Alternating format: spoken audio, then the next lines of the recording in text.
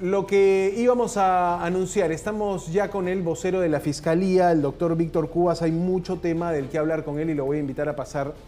Doctor, muy buenas noches. ¿Cómo está? Muy buenas noches. Póngase acá con nosotros, así miramos de frente al público, avance un poquito acá.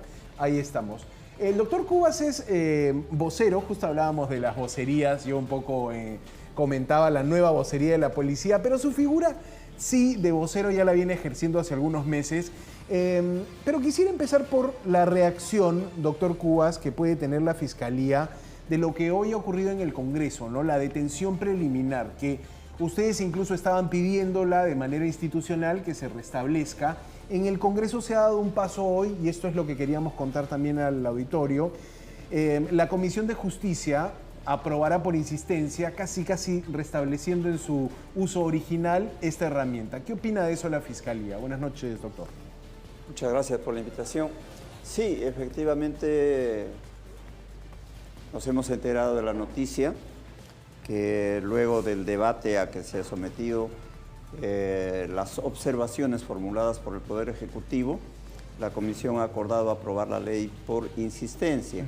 Eso es un aspecto saludable porque las observaciones que se habían formulado desnaturalizan la institución denominada prisión preliminar judicial y en la práctica hacían inviable la aplicación de esta herramienta procesal, de tal manera que aprobarla conforme se acordó inicialmente para restituir el apartado 1 del artículo 261 es saludable de parte del Congreso de la República. O sea, este pedido, y de alguna manera todavía hay una tensión allí con el Congreso por las leyes que pueden venir, aquí se corrige la situación, pero todavía no se ha votado en el Pleno, ¿no? Falta que se apruebe en el Pleno, indudablemente. Sin embargo, hay que tomar en cuenta que la práctica parlamentaria determina que un proyecto aprobado en una comisión, por regla general, es aprobado en el Pleno del Congreso. Esperemos que se restablezca lo más pronto, de tal manera que se pueda hacer uso de esta herramienta y los diferentes subsistemas puedan llevar a cabo los operativos que están en stand-by desde hace ya varias semanas. Efectivamente, hoy por hoy no se puede detener a una persona que no está dentro del límite de la flagrancia, ¿no? Dentro de las horas posteriores a que se haya cometido un delito. Pero, doctor Cubas, también quería consultarle por una imagen fuerte que se vio ayer de la visita institucional que hace la presidenta del PJ, la doctora Yanet Tello, a Delia Espinosa, la fiscal de la Nación. Una imagen que aquí contábamos como juntas somos más fuertes en esta idea de querer decirle al Congreso, oye, no legisles, no atropelles el avance o no atropelles la institución, legisla con cuidado. La doctora Tello lo ponía en palabras de corrijan el rumbo, restablezcan la detención preliminar. La reunión de ayer, ¿qué sentido tenía ver a estas dos cabezas institucionales, dos administradoras de justicia en una visita protocolar que hizo Tello a Espinosa? Entiendo que fue una visita protocolar de la señora presidenta del Poder Judicial, pero muy importante porque el Ministerio Público es parte del sistema de administración de justicia y es el órgano al que constitucionalmente le corresponde la función requirente, la función de investigación del delito, y luego las funciones de decisión le corresponden al Poder Judicial, de tal manera que tiene que haber una coordinación estrecha entre ambas instituciones. Y lo que usted dice lo comparto en el sentido de que la señora presidenta del Poder Judicial, desde el primer día de ejercicio de sus funciones, ha sido sumamente clara en solicitar que se enmiende el rumbo, que las leyes aprobadas y que dificultan la realización de los actos del sistema de administración de justicia deben ser rectificadas y esperemos que eso ocurra en la realidad.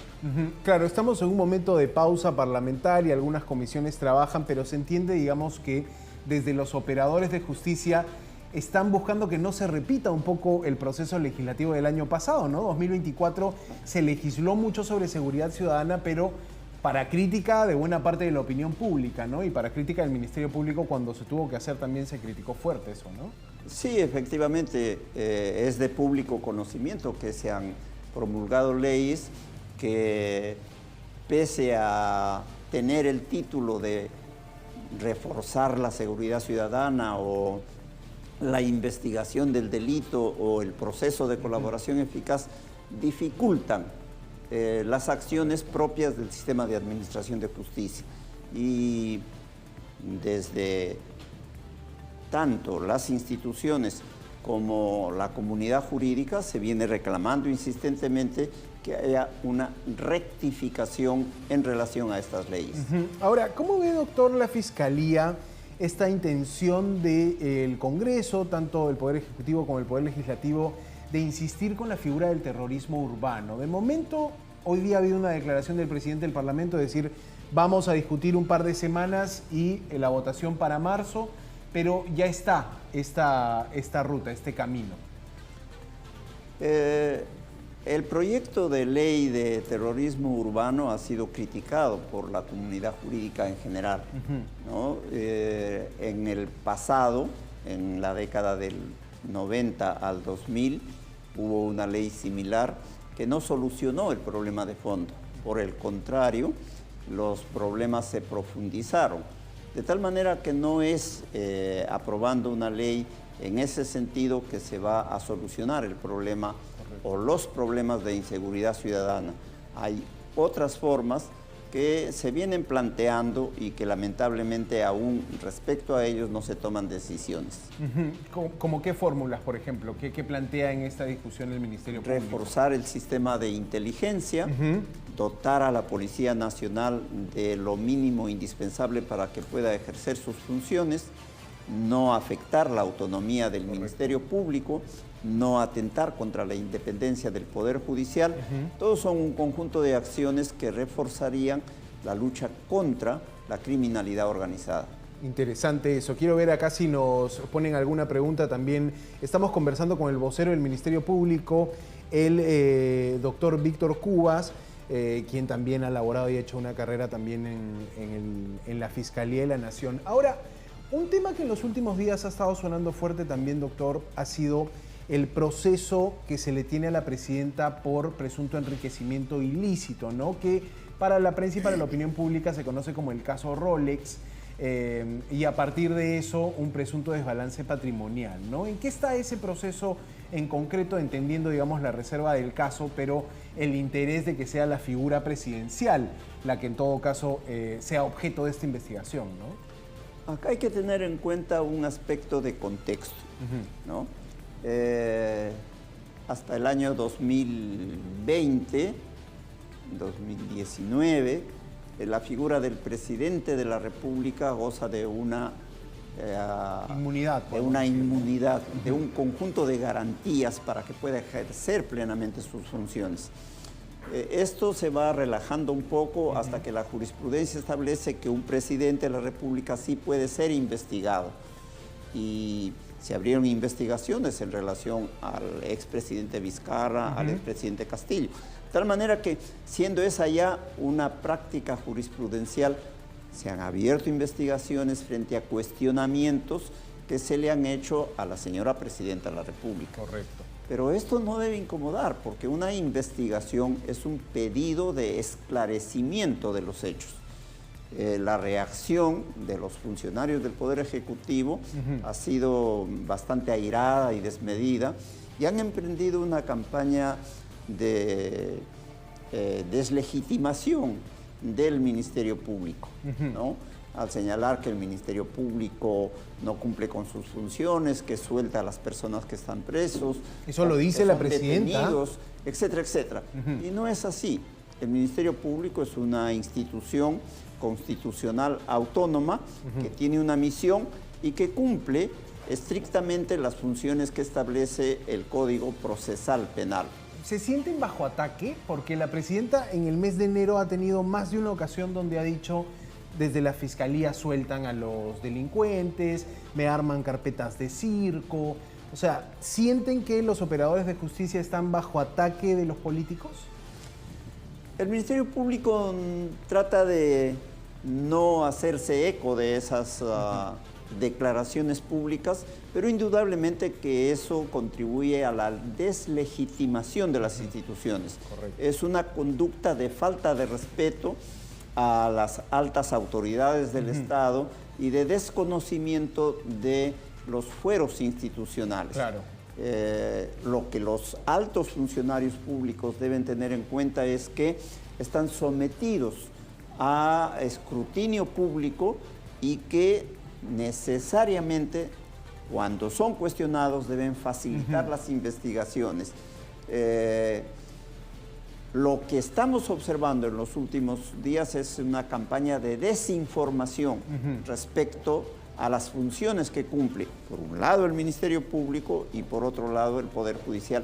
Y eso es sumamente peligroso. Correcto. Y no es dable que se dé en un Estado de Derecho. Y reitero que más o menos ese ha sido el tono de Palacio de Gobierno de la propia señora presidenta en los últimos días, ¿no? Confrontar, tensar la línea con las instituciones que administran justicia. Usted me decía, ya hay antecedentes que permiten investigar a un presidente en el cargo, ¿no? Ya hay jurisprudencia que permite investigar a un presidente por más de que tenga, en este caso, esa inmunidad que le da el artículo 117 de la Constitución. Pero Palacio de Gobierno lleva esto al TC y hoy el TC admite. ¿Será el TC el que define entonces si al presidente se le puede indagar o no? ¿O esto ya quedó sentado por la Corte Suprema? No, indudablemente que el Tribunal Constitucional es un organismo constitucional autónomo que tiene como función interpretar las leyes. Y una de sus competencias es precisamente el ventilar estas demandas competenciales. Claro. De tal manera que esperemos que el Tribunal Constitucional defina los ámbitos de cada uno de los poderes y de los órganos constitucionales. Y lo que determine será pues dentro del más estricto marco legal, dentro del más estricto marco establecido en la Constitución Política del Estado. Y si nos ponemos en el escenario de que el Tribunal Constitucional, por ejemplo, diga no se puede investigar a los presidentes, ¿se anularían las investigaciones preliminares que tiene la presidenta en curso? Porque hay que decir que no se puede pasar a la etapa preparatoria indagando a un presidente en el ejercicio de sus funciones, ¿no?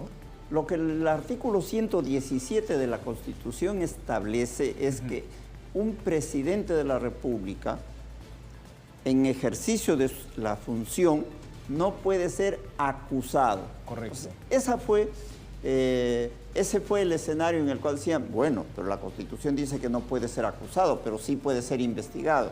Entonces, en el supuesto caso que la investigación concluyera sosteniendo que hay elementos suficientes de la comisión de un delito, al presidente no se le podría acusar en tanto está cumpliendo funciones como presidente. Y habría que esperar el término de su mandato y la aprobación del Congreso para el respectivo procesamiento o no procesamiento. Claro, pero eso todavía está por verse. ¿Cuánto tiempo puede tomar al Tribunal Constitucional definir esta situación? Yo no conozco de cerca el trámite de las demandas al interior del Tribunal Constitucional, pero han habido una demanda promovida, por ejemplo, por la ex fiscal de la Nación respecto a la Junta Nacional de Justicia, que ha sido resuelta en un tiempo relativamente corto. Claro, hablamos 6 meses o hasta menos, ¿no? Un poco menos. Esperemos que el pronunciamiento del tribunal respecto a este tema sea lo más pronto posible para tratar de solucionar los problemas y determinar si el presidente realmente puede o no ser investigado. Correcto. Doctor Cubas, para terminar quería regresarlo a la agenda que hoy plantea el presidente del Congreso.